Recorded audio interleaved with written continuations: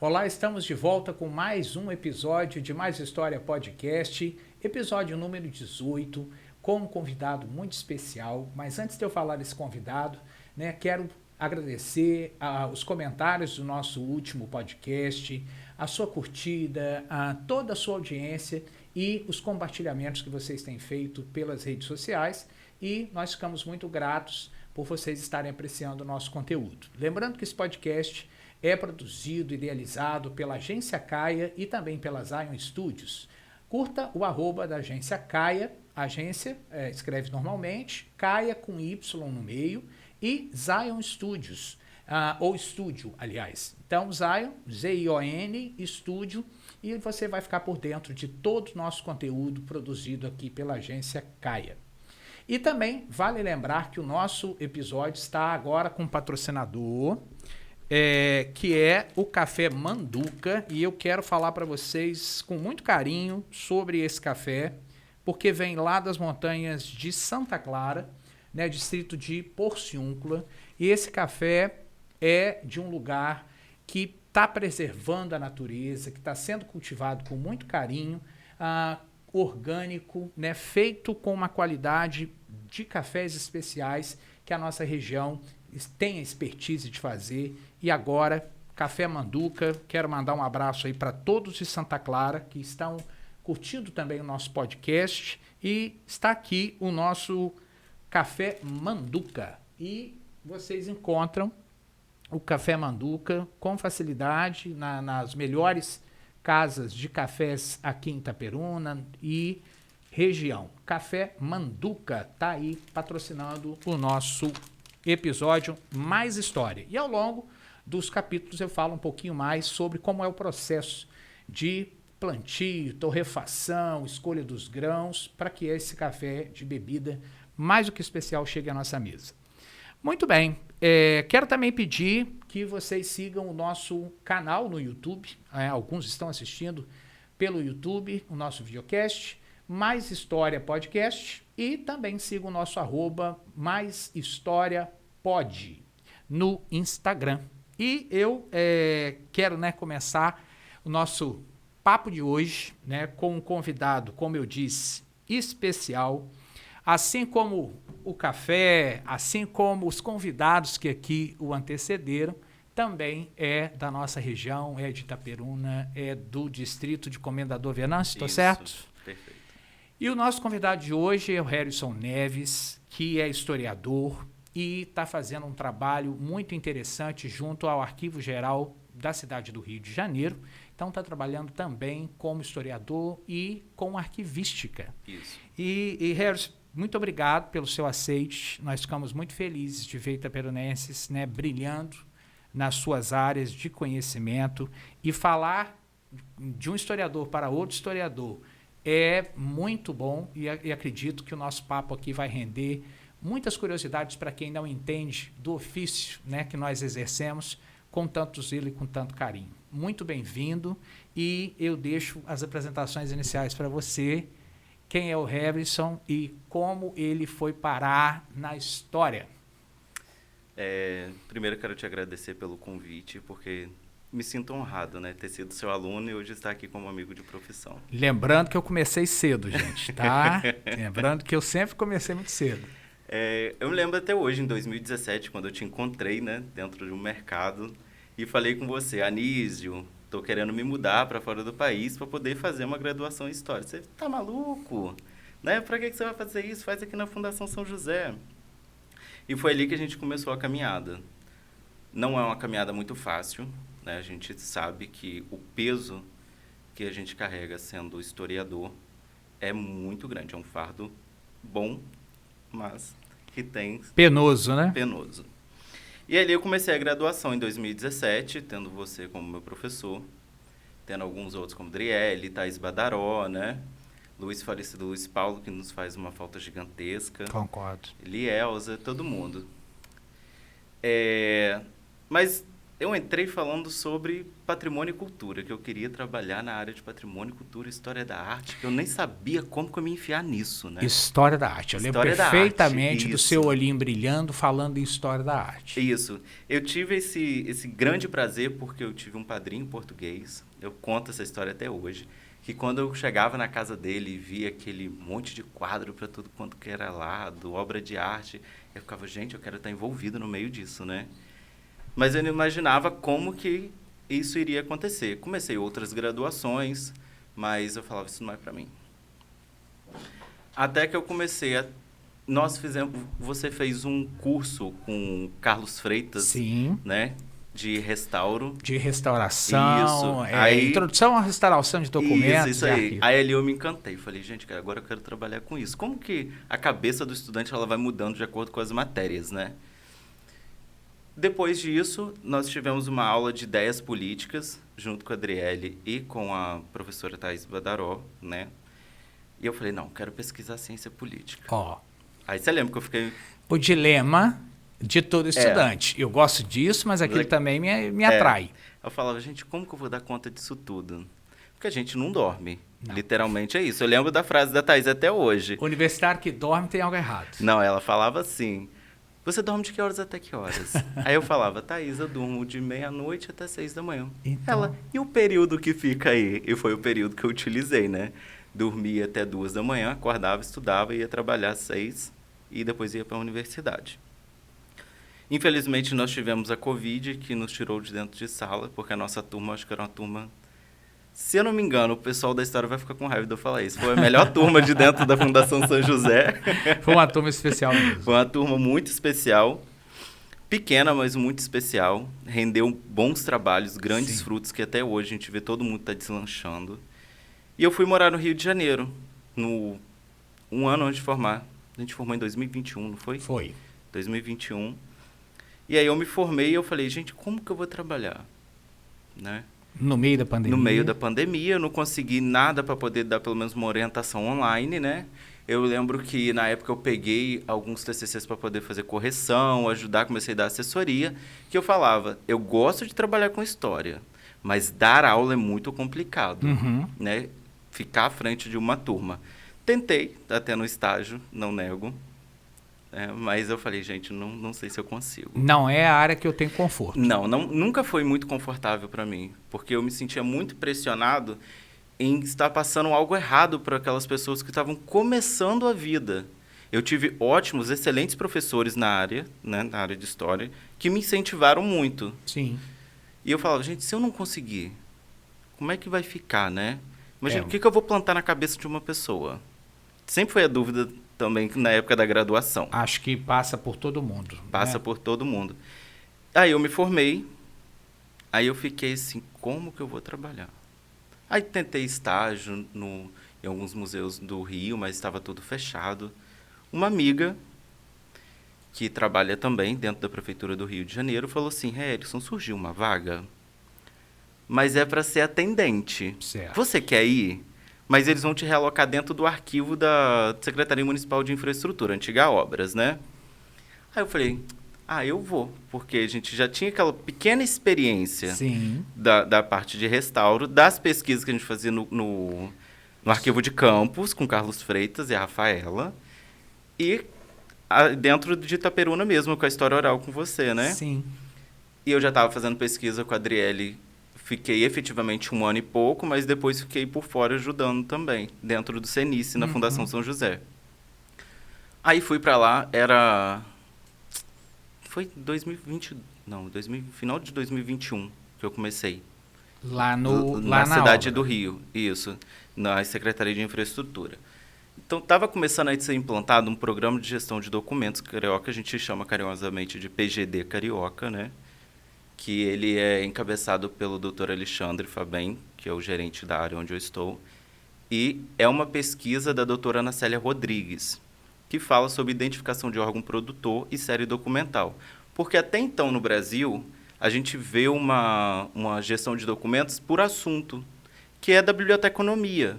É, muito da área da biblioteconomia. Isso. Categorizar só por assunto. Certo.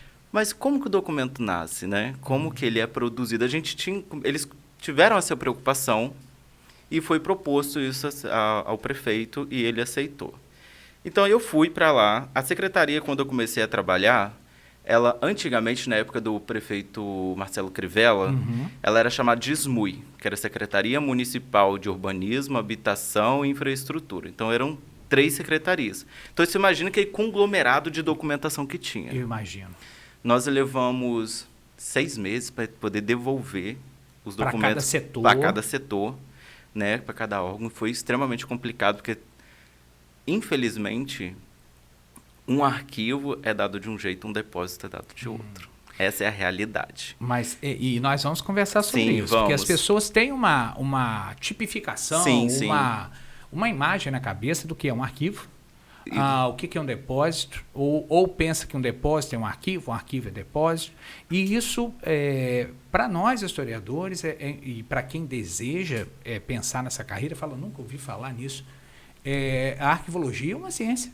Né? Assim Sim, uma como ciência. A museologia, Claro. assim como muitas áreas afins e ciências autônomas que o historiador está intimamente ligado. Sim, e sabe que foi uma das grandes dúvidas que eu tive no início, né? Se eu posso ou não estar ali.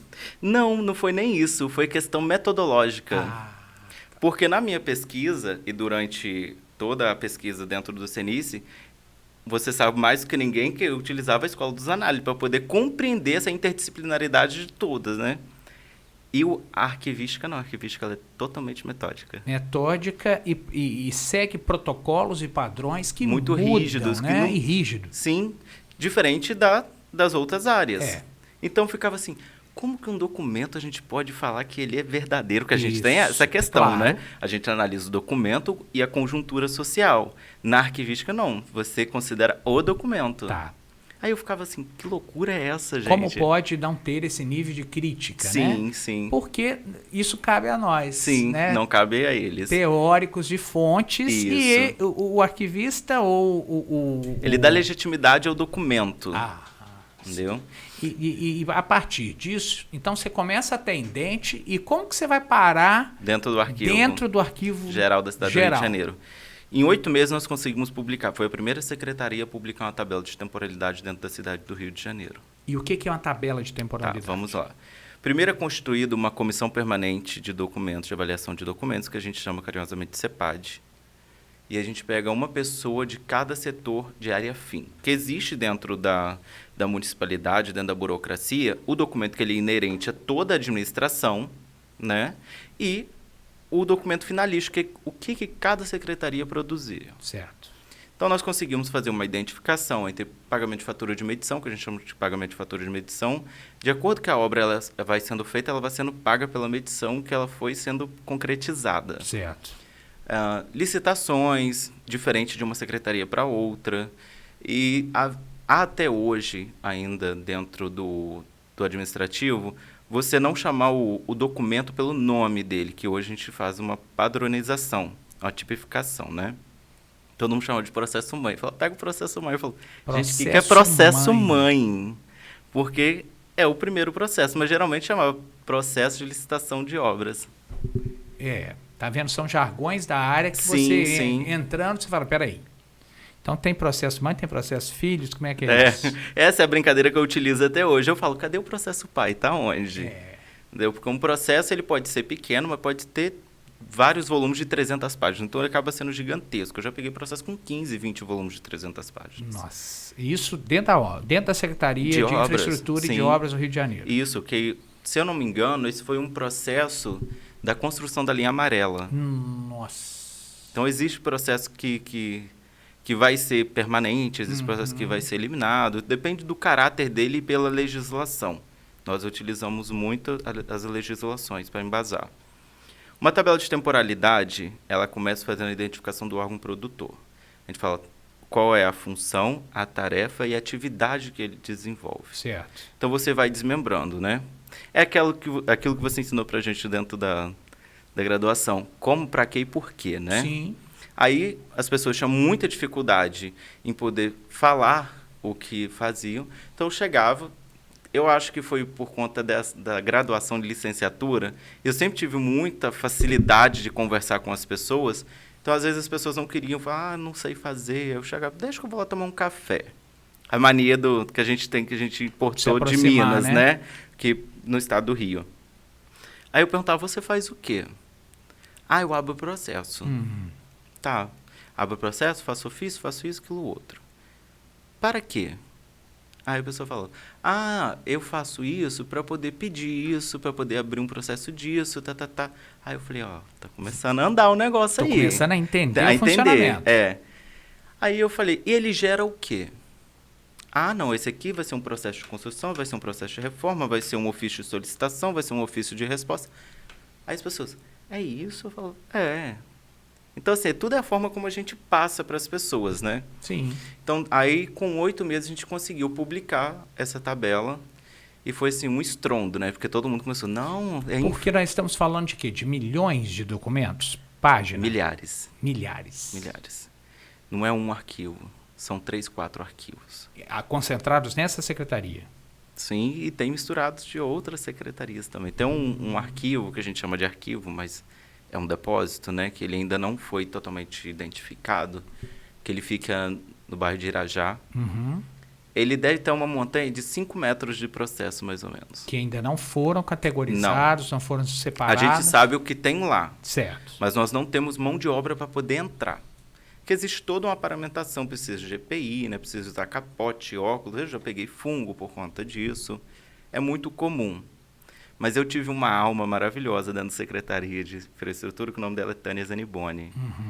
Que foi minha... Eu não falo nem chefe, né? Eu falo que foi minha líder, né? Sua líder, minha líder. Porque eu acho que o que falta dentro do serviço público hoje em dia são líderes, né? Porque ainda existe muito essa hierarquização.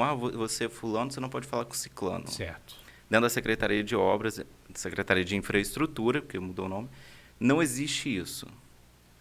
Você pode falar com o secretário, você pode falar com a secretária, com o subsecretário, eles estão prontos para te receber. E com isso você foi transitando entre diferentes setores do arquivo? Sim, não, dentro da Secretaria de Obras.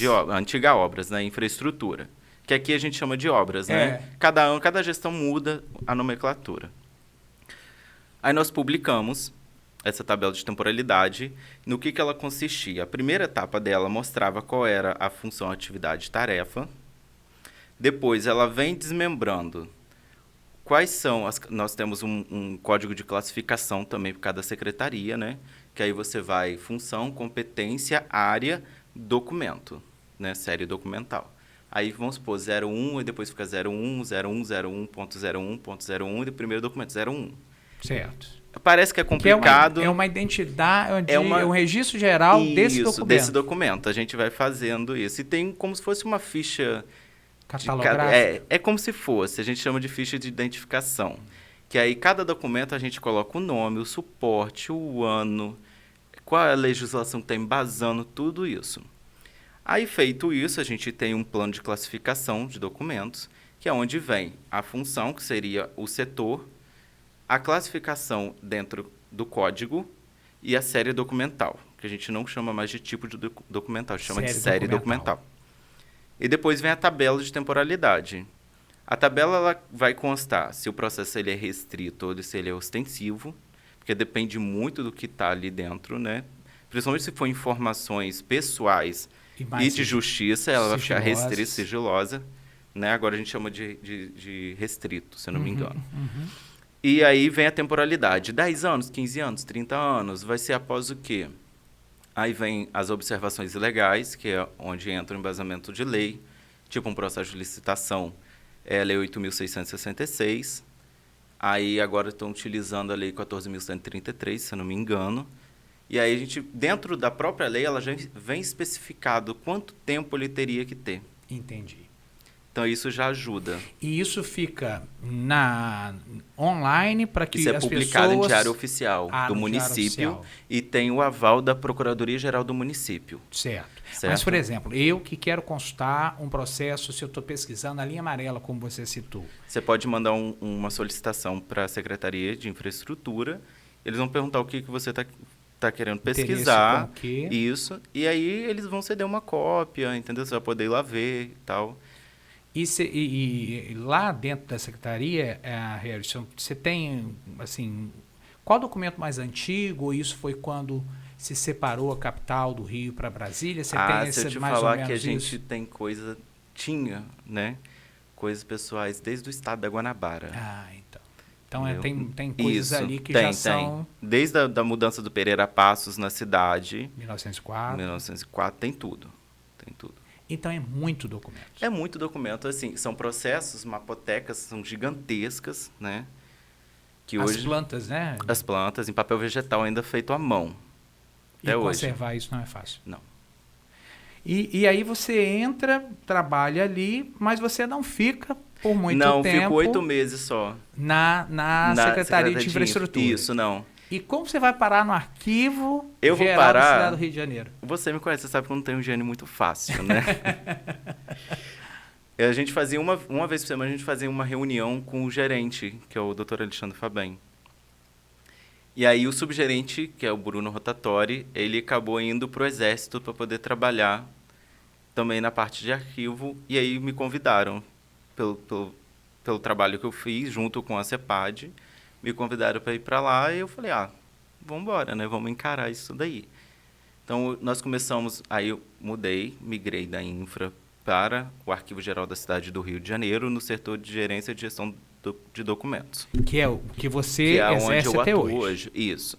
E Harrison, nessa transição, você saiu de uma secretaria municipal, vai para um arquivo geral do tamanho que é o Arquivo Geral do Rio de Janeiro. Como foi para você essa transição e o que você sentiu quando se deparou com o Arquivo Geral? Você falou assim, o que você imaginou como historiador em trabalhar numa instituição dessa envergadura? Primeiro, eu fiquei muito impressionado. Eu não trabalho diretamente com os documentos históricos do arquivo permanente. Nós temos parâmetros, né, que são publicados e aprovados para poder fazer uma transferência para lá. Mas diariamente a gente tem contato. Porque você deve ter contato com os profissionais do setor. Sim, todo mundo trabalha perto, as gerências são muito ligadas, os funcionários do arquivo são poucos, infelizmente. Nós temos poucas pessoas trabalhando. O que não é incomum em se tratando de arquivo e memória no Brasil, né? Até aquela pesquisa que eu estava te ajudando lá do Arquivo Nacional, sim, até hoje, são poucas pessoas disponíveis para poder dar assistência ao pesquisador e dar andamento no trabalho interno, sim, da instituição, né?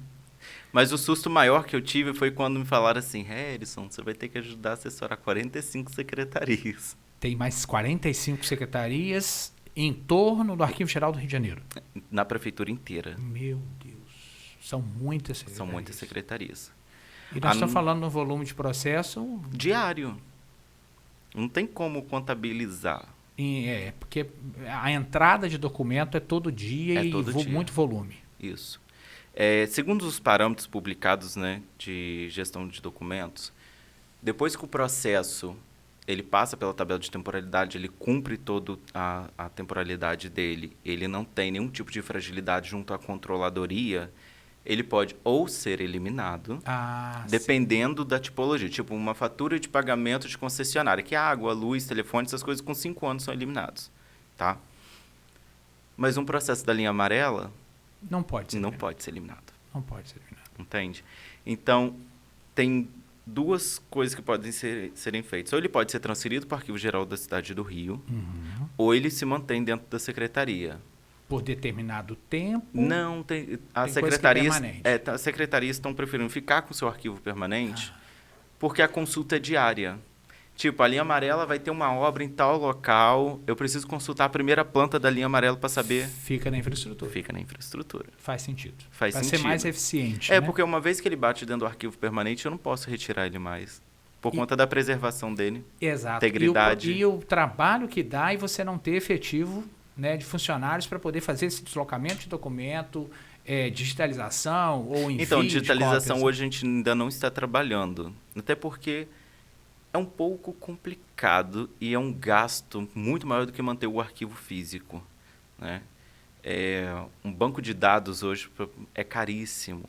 De 6 meses ele tem que ser atualizado. E as pessoas pensam que é pegar Só um ela celular, fazer uma cópia. digitalizou uma imagem e joga na nuvem. Joga na nuvem. Não é assim. Não, calma, né? Tem Então, toda uma certificação digital para poder ter integridade do documento. E as normas, né? As normas que são de muita exigência para chegar Sim. a um padrão internacional de arquivo, né? Que, eu posso contribuir com a experiência de que eu trabalhei uns anos no fórum e ali como faz tudo, né? E uma das minhas funções foi digitalização de processos que já estavam ali há muitos anos. Na costura, ele era costurado. Sim, sim. E cara, é uma burocracia que eu demorava uma semana para digitalizar tudo. nós... Tem muitas verificações no sistema e é muito louco. O João, nosso diretor, que está falando, gente, que a experiência dele, né, ele trabalhou no fórum, digitalizando processos, e que isso tem uma semana para digitalizar um processo, dependendo Depende do processo. do tamanho do processo também. Tem laudas e laudas e laudas. Fora o risco que você tem de micro-organismo também, dependendo de como o processo pode estar. Pegou enchente, tem a Pegou. história da enchente. Tem a história da enchente. Mas a história da enchente tem em todo município, em todo estado Até tem no Rio isso. de Janeiro enche. Não, no Rio de Janeiro enche. Você sabe, o Rio de Janeiro alaga para tudo quanto que é lado, verdade. né? Muito aterro. Muito aterro. E é complicado. E hoje o Arquivo Geral, o Harrison, você está lá na gerência de documentos. Isso. E especificamente o seu trabalho hoje. Você já disse que não trabalha diretamente com os arquivos históricos. Não. Mas você trabalha com os as arquivos informações que alguém já administrativos. gerou sobre um documento. Sim. Ou diretamente com o documento, dando prosseguimento ao processo para ele ser depositado, preservado. Tudo isso. Como é que é? Tudo isso. Primeiro a gente vai para uma secretaria, a gente constitui a Comissão Permanente de Avaliação de Documentos. E aí toda semana a gente faz uma reunião para poder assessorar, para saber o que tem ali. Certo. Para poder identificar o que vai ser documento de atividade finalística e o que vai ser administrativo. Então a gente entra para dentro dos arquivos junto com o pessoal, de capote, de tudo, vai revirando para tudo quanto é lado. E a pergunta que não quer calar. Estado, geralmente, desses arquivos, esses ambientes, é climatizado, tem limpeza constante, como que é isso? É incrível. Parece que você está num parque de diversões. Cada momento é uma surpresa. Você encontra arquivos que tem só poeira, que é o melhor dos casos. Tá, porque não tem dano no Nenhum. suporte, Eu já né? entrei em um que tinha 3 dedos de poeira. Certo. Desde 1940, mais ou menos, que ele não era aberto. Minto, 1975. Foi quando foi fundado, né, a Prefeitura do Rio. Uhum. E ficou lá com documentos do Estado da Guanabara. Então, isso foi fácil. A gente só trocou as caixas, tirou as caixas de papelão, Certo. porque elas são muito oxidáveis, e transformamos ela para a caixa polionda. Tá. Aí, não tem como eu dar conta de limpar toda uma documentação. Sou eu mais 4 pessoas, eu mais 5 pessoas. Então, assim, não tem gente para Com isso. uma trincha na mão e muito EPI, só um processo pode levar dias. Se eu não me engano, posso estar totalmente enganado, mas não estou.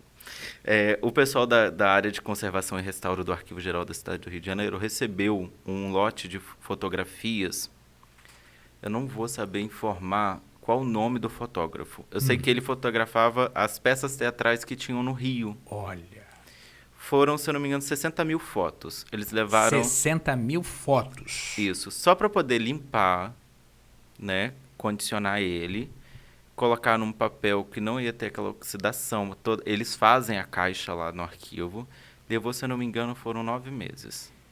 Meu Deus. Isso com 3 tudo em funcionários. foto reveladas Foto e revelada. de época. Isso, de época. Olha, gente, então para quem vai pesquisar teatro, para quem vai pesquisar... Lá nós temos a área de documentação escrita. Temos a área de iconografia. E tem a área de obras, que o pessoal vai lá pedir mapas, vai pedir licença de obra, vai poder pedir várias coisas para ver como foi feita a construção. E isso de tempos bem longínquos Época do na história Império. do Rio de Janeiro. Época do Império. Nós temos um mapa lá, que hoje ele fica na área de conservação e restauro, que ele foi encomendado por Dom João VI para poder identificar o crescimento da cidade do Rio de Janeiro. Que interessante. Ele é de 1812, teve um anterior de 1809, então você vê a modificação da cidade foi muito rápida, né? E, na verdade, ele é uma reprodução de 1900. O original, se eu não me engano, está no Arquivo Nacional. Certo. Na mapoteca de lá. Isso. Mas ele é muito pesquisado.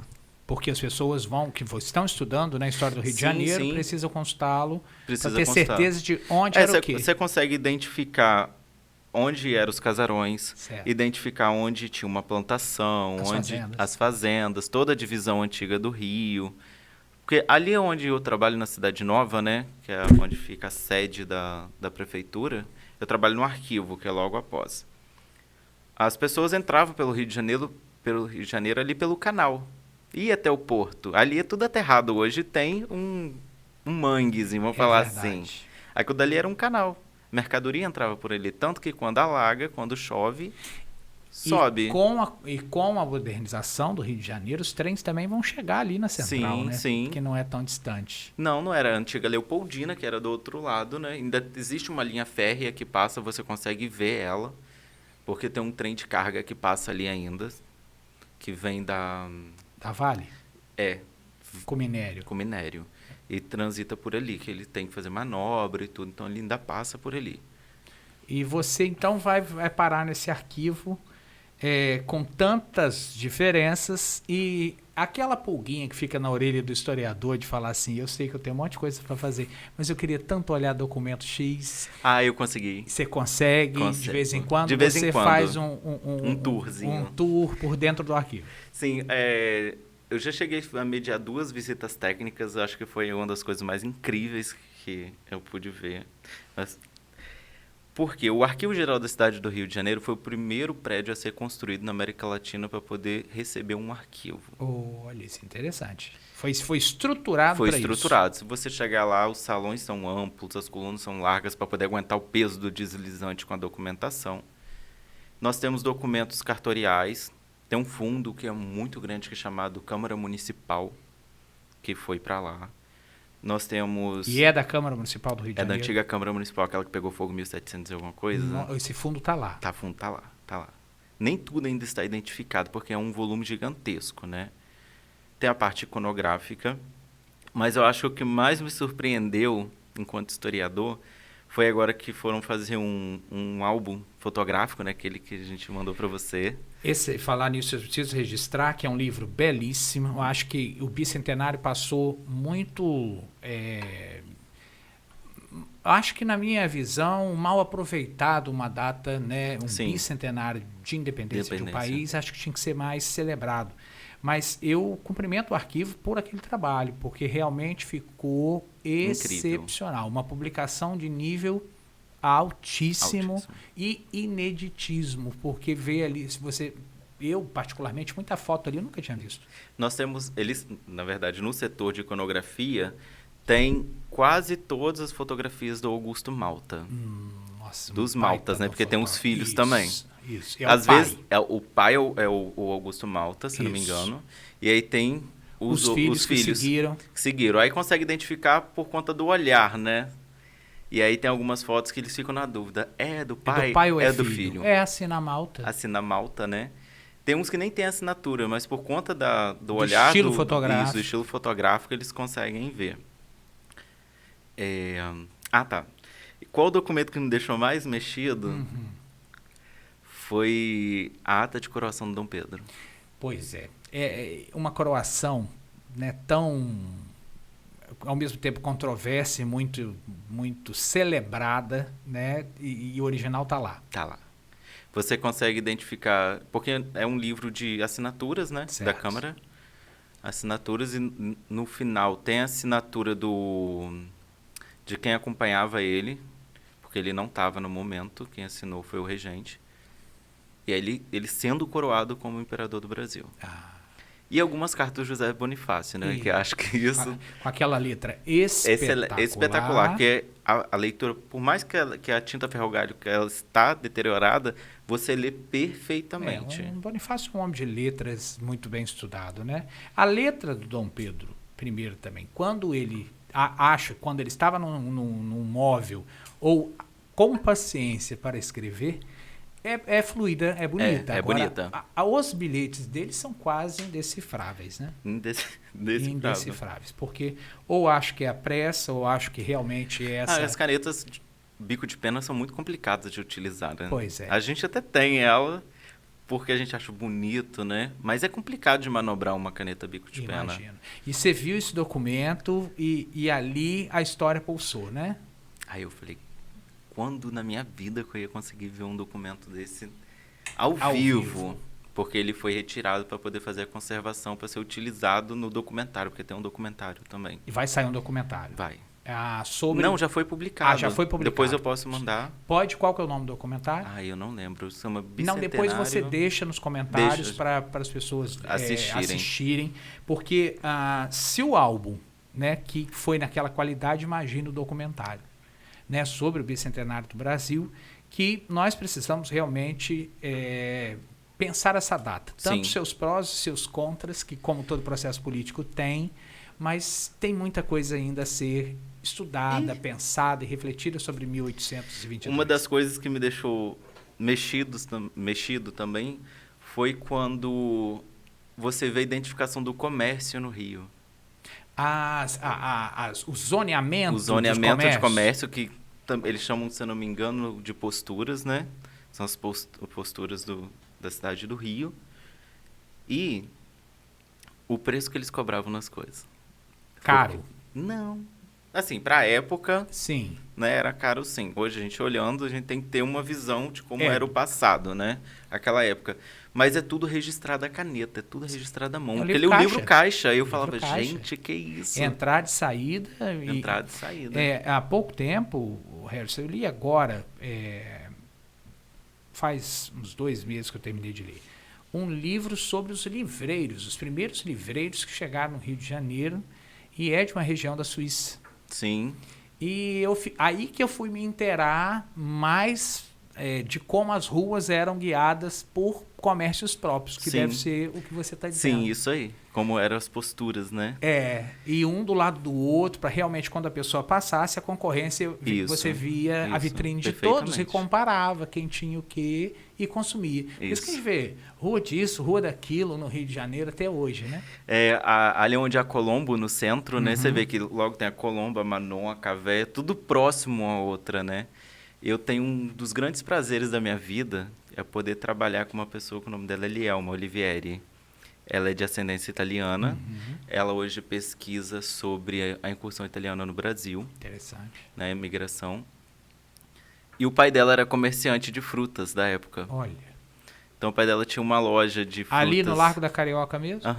No Largo de São Francisco ali, né? O pai dela tinha uma loja de frutas secas e outra só de tempero, tipo a Casa Pedro, que hoje em dia tem a Casa Pedro.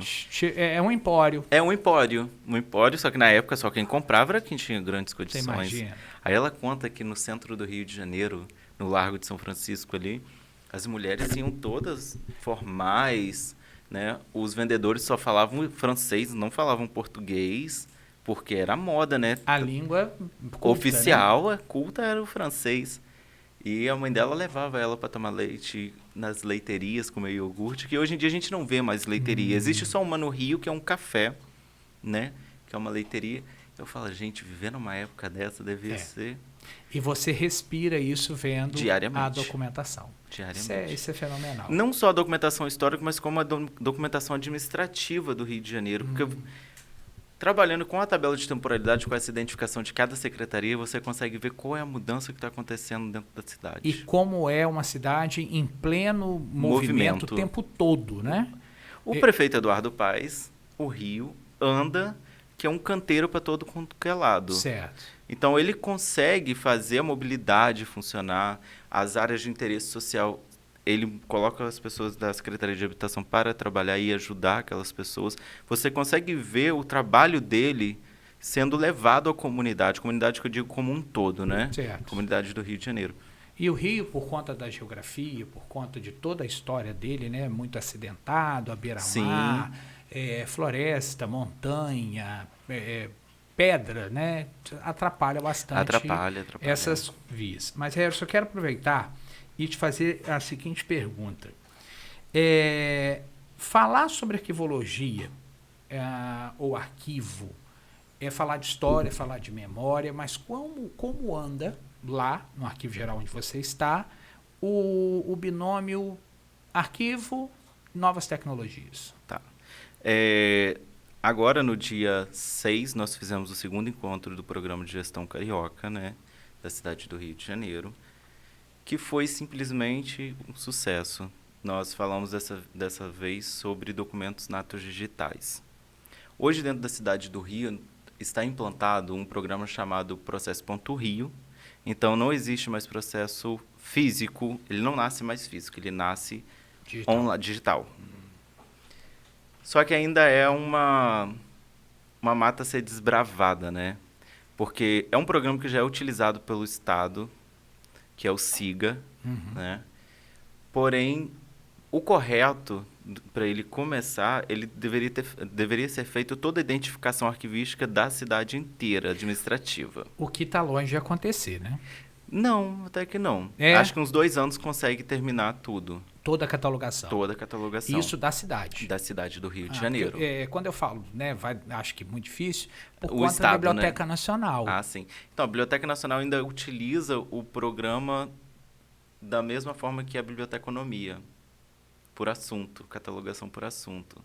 Tanto que em uma das pesquisas levaram 15 dias para poder conseguir encontrar um processo que eu queria. Entendi. Então, dificulta um pouco. Quando você tem a categorização e a terminologia correta do documento, você sabe qual caixa ele está, qual ano ele está e qual prateleira ele está, corretamente. Você acaba descobrindo os dados que ele tem, né? Porque um processo ele é composto por vários documentos, né? Então, a gente consegue fazer essa identificação de tudo que tem ali dentro. E as novas tecnologias têm permitido fazer com que o processo ande em âmbito digital. Isso. E que facilite a consulta, não só o para acesso. quem é de dentro da prefeitura, da instituição, mas quem está fora também consegue, pela numeração, jogar lá, você consegue ver o andamento do processo, que o processo aconteceu com ele, para onde ele foi e deixou de fazer. A justiça está assim no país Justiça hoje, tá, né? tá. Então, Por conta da Lei de Acesso à Informação, né? a famosa LGPD, né? É. E falando nisso, o Harrison, a LGPD realmente ela trouxe muitas contribuições para a publicização de documentos. Sim. E óbvio que tem os seus níveis, como você disse, documento sigiloso vai continuar sigiloso e ponto final. Mas vai estar lá o número do processo, ele existe, está em tal lugar. Isso é muito importante. Sim. Agora, eu fico me imaginando, enquanto historiador, e você deve ver isso todos os dias, o quanto de documento inédito para nós da história, sobre o nosso passado, que quase ninguém vê ou ninguém nunca havia tocado nisso. Você lembra de algum caso famoso lá no arquivo que você te contaram ou que você presenciou de um documento de raridade Eu acho que a significativa? maior surpresa que a gente teve agora há pouco tempo foi... Não sei se você vai se recordar, uns anos atrás, o arquivo da cidade sofreu um roubo. Lembra daquela quadrilha do Laerte, Lembro. Né?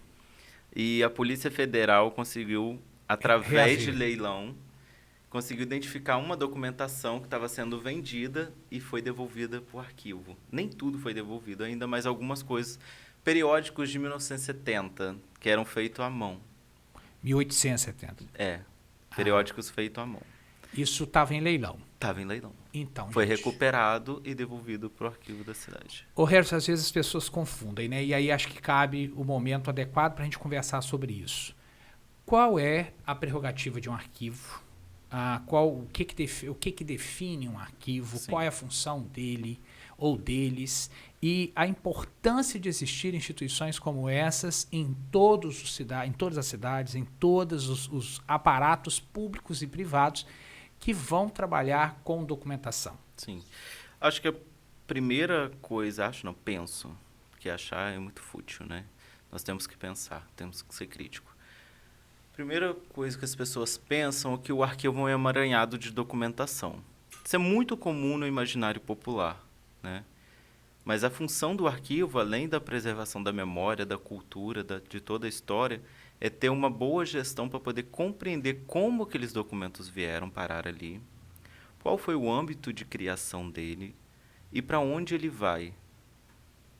A gestão de documentos ela faz isso para depois criar o arquivo permanente histórico. Então, a gente precisa compreender como o documento ele é efetivo e onde ele nasce. Sim. Né? Porque não adianta tirar um documento do contexto que ninguém vai entender. Né? Se eu pegar uma folha da coroação de Dom Pedro só com assinatura e soltar no meio das pessoas, as pessoas falam, isso é uma assinatura velha, vamos jogar isso fora. Sim, né? porque falta o antes e o depois, Antes né? e o depois. O primeiro trâmite, penso. Toda hora eu falo acho. Penso. Eu penso. Penso que todo município, toda cidade, por mais pequena que ela seja, um distrito, deve ter um arquivo para ele poder conseguir identificar a sua memória. Né? Vamos falar um pouco de Itaperuna. A cidade de Itaperuna é uma cidade onde teve a primeira Câmara Republicana dentro do Brasil Império ainda, né? E não existe um arquivo aqui. Por que que não existe? Será que não é interesse político? Será que a própria população também não vê necessidade nisso? É isso que eu acho que é importante, mover as ideias, tanto do serviço público quanto da cidadania, Sim, da do cidadania. cidadão, de fazer essa pergunta. Por que não tem? O que falta para ter? Sim. E uma coisa que eu tenho percebido, eu estou aqui passando uns dias, né? E as pessoas, agora me vendo no arquivo, perguntam, por que Itaperuna não tem um arquivo? Se a gente sabe que Itaperuna, a gente já ouviu falar, meu avô falava que Itaperuna era muito importante, que a segunda cidade do estado do Rio que mais recebe verba federal é Itaperuna, né? Então, assim, como que não, gente? Como que não existe uma importância aqui? Varriçai logo aqui era ligado a gente, né? Primeiro campus, Laje, depois Itaperuna nasceu. É uma cidade dessa dimensão, com uma história tão grande que hoje foi apagada de uma forma que hoje você, como pesquisador aqui, junto com um grupo, consegue identificar a história e hoje ela é assim, jogada aos ventos? Não pode ser assim, né? Eu me recordo quando você começou a pesquisar sobre a ata, né? A primeira ata, e aí ninguém encontrava. Meu avô, que foi presidente da Câmara aqui em Itaperuna, entregou, falou assim, tá aqui, porque falaram que era para jogar fora. Olha só.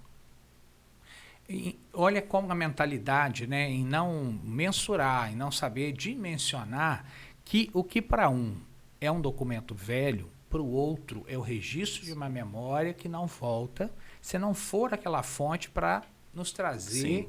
o que se passava naquele contexto histórico, né? Desde a letra, Sim. como a gente está conversando. O tipo de papel que era utilizado. De papel. E uma das coisas que me impressionou na ata de assinatura de Dom Pedro, que eu nunca sabia, você como gosta da área de fazer papel, essas coisas, quando você coloca ele uma luz por baixo... A marca d'água. A marca d'água dos irmãos. E o timbre do Império ali. Sim. E é uma das maneiras que você evitava a falsificação, né? E o processo que demanda para isso ser feito é uma técnica bem antiga, mas é uma técnica que hoje, se você for reproduzir, é difícil. Sim. Porque hoje a gente fala em papel, não estou falando de 100% quase celulose. Imagina de como eucalipto. triturava papel naquela época. Pois triturava vegetal para poder fazer papel. Vegetal, fibra de algodão, fibra de cânhamo, fibra de linho. Com outros papéis juntos para fazer aquela polpa e fazer realmente a estrutura de suporte. Mas eram papéis de extrema qualidade, porque eram feitos para durar. Dura até hoje. É. O nosso de hoje em dia não dura mais nada. Por conta, acho que também dessa perecividade, sim, né? Sim. É perecível, tudo bem, vamos fazer algo mais barato e que realmente vai ser descartado. E Harris, dentro dessa lógica, como que foi você, como historiador, chegar num arquivo público, como historiador, como você foi recebido com a sua profissão, como você estar ligado à arquivologia, que é outra ciência, Sim. como é esse casamento entre história e arquivologia? Olha, isso é um pouco... Isso gera briga. Né? Gera briga. No estado do Rio de Janeiro, por ter poucos arquivistas, as pessoas da área entendem que são áreas afins. Então, você consegue trabalhar. Você vê muito historiador no estado do Rio de Janeiro trabalhando como arquivista, né, aplicando toda a metodologia arquivística. Em São Paulo, um pouco mais complicado. Tem mais arquivistas do que historiadores. Isso. Então, você não consegue uma vaga de arquivista. No Rio, você consegue. No estado do Rio inteiro, você consegue. É tranquilo. Às vezes a gente escuta algumas coisas, né? Tipo, mas você não é arquivista. Mas às vezes a pessoa que fala isso, ela nunca trabalhou com metodologia arquivista, não sabe como é. E também não te menciona o que é o trabalho do historiador, né? Não, não. Porque as pessoas acham que o trabalho do historiador é só contar história, né? Certo. Não é só Ou dar contar a aulas. história, ou só dar aula. Só dar aulas, acho que é uma frase que deve ser Mas quase você só que... dá aula, né? Você só dá aula, como se fosse algo Muito prático. E outra questão que eu queria te fazer, e já caminhando para o nosso final, olha como que Rendeu. o tempo voa. Na sua opinião, qual que é o maior desafio de um arquivista hoje? Ou um historiador que lida com arquivo? Acho que o primeiro desafio é você conseguir montar um arquivo. O segundo é conseguir identificar e catalogar ele inteiro. É muito difícil. Porque demanda pessoas... Demanda mão de obra, demanda conhecimento, demanda metodologia correta. E não é só isso. Tem um acondicionamento, tem que ter uma temperatura ideal, umidificação ideal, tem que ter caixas corretas para poder colocar aquele documento. Tem documento que tem que ter um papel alcalino, tem documento que não pode levar isso, tem documento que não pode ser guardado em tal lugar. Se for uma microfilmagem, ela tem que estar na temperatura constante para ela não poder avinagrar, que acontece constantemente, né? E quando as pessoas falam em arquivo digital, elas não têm muita noção do que estão falando. Você fala, só ir ali fazer uma xerox, vamos falar assim, vamos escanear isso daí e guardar. Mas existe toda uma paramentação jurídica, né, para poder dar legitimidade, você não pode jogar fora o original. Isso tem que ir para um lugar, tem que ser protegido. Tem os bunkers que são utilizados, né? E de 6 meses tem que ser atualizado, não pode ser conectado à internet para não ter roubo de dados. Fora que tem gente que apaga, tem gente que sai do serviço público, ela fica com raiva e apaga, né? Isso tudo não pode, tem que ter temperatura ideal, tem que mudar o suporte sempre. Então acaba ficando mais caro do que ter um arquivo físico. Essas são as grandes dificuldades, né? Que você encontra aí no seu ofício enquanto historiador e também como gestor de documentos, como tem feito. Sim. Harrison, como você vê, no geral, os arquivos no Brasil? O que nós já evoluímos do que você já conhece e qual é o maior empecilho para que a gente evolua mais? Os arquivos, de uma forma geral, eles são muito parecidos, tá? O que vai diferenciar é o acondicionamento e a metodologia que ele está sendo utilizada. Como eu falei, o Arquivo Geral da Cidade do Rio de Janeiro utiliza uma metodologia mais avançada do que o Arquivo Nacional. O próprio arquivo da LERJ, né, da Assembleia Legislativa, ele utiliza uma metodologia de 1980. Já mudou muita coisa. Já mudou muita coisa. E o próprio interesse, né? O interesse político, né? Tem que ter um interesse político em tudo para poder funcionar no Brasil. Não adianta a gente sair, brigar, bater, falar que vai quebrar, que quer que resolva, que não resolve. A gente sabe que é a realidade. Mas se a população ela tivesse um pouco mais de noção do que é o Brasil e do que é o local onde você vive, eles vão querer ter essa preservação da memória. Como que não é só a preservação do documento, né? É a preservação da imaterial, material, é a preservação de uma festa junina que pra gente é algo comum. Na cidade do Rio de Janeiro é algo, você fala, vou na festa junina. Onde? Aqui não existe isso. Não é da cultura de lá. É. Como um samba também não é daqui. Da nossa cultura, né? Então, tem que ter um interesse. O interesse da comunidade ou interesse político, porque a comunidade, quando pressiona, ela cobra o político, ele faz. Agora, se você deixar ele solto, ele vai ao bel prazer. Certo. Né? E eu espero que a gente consiga colocar um arquivo aqui em Itaperuna com tanta história, com tanta memória, com tanta documentação que a gente tem. Não é possível que a gente fique aí mais uns 5 anos sem arquivo, né?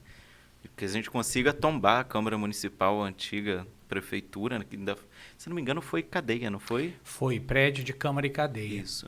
Ou passo, né, da cidade. Isso. A história, né, que a gente vive pra gente, a gente passa aquele prédio velho ali da Câmara Municipal. E eu fico feliz, Harrison, de você falar isso, porque nós temos pessoas itaperunenses como você, que se formaram aqui, mas que foram buscar novos horizontes. Sim. Né, nós temos o Carlos Freitas, né, que é um querido parceiro nosso também, que é um museólogo conhecido e muito respeitado no meio.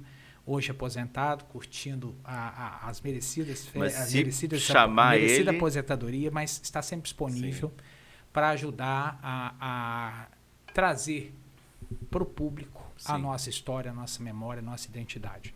Então, Itaperuna tem valores como você, como muita gente que tem saído, prestado um serviço ao Estado, à nação, mas não deixa de estar aqui, não deixa de voltar à terra, de trazer à terra aquilo que está descobrindo e que tem trabalhado lá embaixo ou em outras regiões, Brasil e no mundo. A gente sempre sente um aperto, né? Nossa, eu estou fazendo por aqui, mas eu poderia estar fazendo dentro da minha cidade. Pois é, mas acredito que vamos ter oportunidade, Sim. certamente, de evoluir nesse assunto e contando com o apoio, né, dos nossos ouvintes e telespectadores do podcast e do videocast, porque a proposta é essa. Vamos mostrar o que Itaperuna tem de valor, vamos mostrar a nossa história, vamos conhecer a nossa história, vamos discutir a nossa história e vamos, como você usou o verbo, pensar. Né? Vamos pensar alternativas para que a gente consiga, de fato, fazer justiça, né, aos nossos antepassados, que merecem essa Com certeza. possibilidade de serem revisitados desde os tempos, né, primordiais aí da nossa terra. Todo mundo acha muito lindo passar por uma fazenda, né? Mas O que foi aquela fazenda no passado para nossa região? Como, o que aconteceu, o que produzia, né? Então isso é muito interessante. Regis, quero te agradecer pela presença, né? O tempo voa aqui, a gente já está chegando ao final, mas quero reforçar mais uma vez, agradecer aos espectadores, aos nossos ouvintes. O nosso podcast também está nas plataformas digitais de áudio no Spotify e no Apple Podcast. Vocês podem ouvir os episódios, né, que vocês estão aí vendo no YouTube, podem ouvir também nesses canais. E o nosso arroba, que é o arroba Mais História Pod, né, tudo escrito, Mais História Pod no Instagram. E no YouTube o canal é Mais História Podcast. Lembrando que esse programa é uma iniciativa da agência Caia, junto com a Zion Studios. Né? Quero agradecer aqui o nosso diretor João, que sempre está aqui prestativo e fazendo esse trabalho magnífico junto conosco. Quero recomendar que vocês consumam os conteúdos da Caia. Nós temos outros podcasts do Marcelo Nascimento, Sim, com a revista Estilo Off. Nós temos o Amiga Tá Aí, com a Roberta e com agora o cérebro vai falhando, com a Alice. E temos também o Intimais com o André Vinhosa. Temos aí um conteúdo variado e de qualidade para mostrar que Itaperuna realmente tem esse tipo de discussão. Agradeço também, né, o nosso patrocinador, o Café Manduca, lá de Santa Clara, distrito de Porciúncula, não a Santa Clara litoral, mas a Santa Clara das montanhas. E é um café certamente que nasceu com qualidade e só desenvolve cada vez mais toda a qualidade que os santaclarenses têm e a região cafeeira do nosso noroeste fluminense. Agradeço a vocês mais uma vez e mais história em nossas vidas.